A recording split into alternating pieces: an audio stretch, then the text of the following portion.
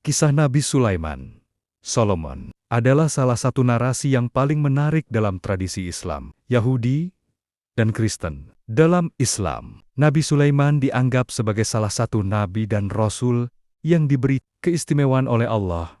Berikut adalah kisah lengkap Nabi Sulaiman berdasarkan sumber-sumber Islam, terutama Al-Quran dan hadis. Kelahiran dan latar belakang. Nabi Sulaiman adalah putra Nabi Daud, yang juga seorang nabi dan raja. Keluarganya berasal dari Bani Israel, anak-anak Israel. Nabi Daud dikenal sebagai raja yang adil dan bijaksana, dan Sulaiman mewarisi tahta serta kebijaksanaan ayahnya. Allah memberikan kepada Sulaiman hikmah kebijaksanaan dan pengetahuan sejak usia muda. Nabi Sulaiman lahir di Yerusalem pada abad ke-10 sebelum Masehi.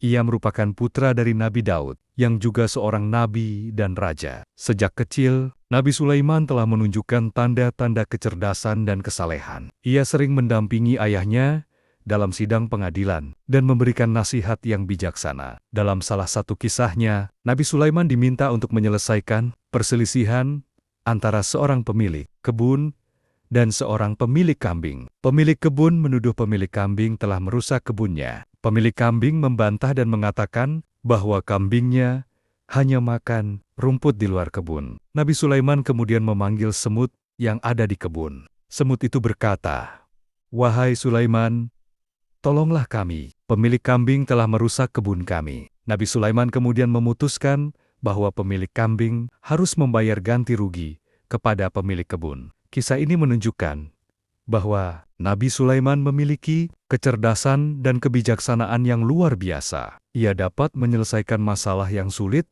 dengan cara yang adil dan bijaksana. Kekuasaan dan kemakmuran kerajaan Nabi Sulaiman. Setelah wafatnya Nabi Daud, Nabi Sulaiman menggantikan ayahnya sebagai Raja Bani Israel. Ia memerintah selama 40 tahun dan selama masa pemerintahannya, kerajaan Bani Israel mencapai puncak kemakmuran dan kejayaan. Nabi Sulaiman memiliki kekuasaan yang besar. Ia menguasai wilayah yang luas, termasuk wilayah Syam, Yaman, dan Mesir.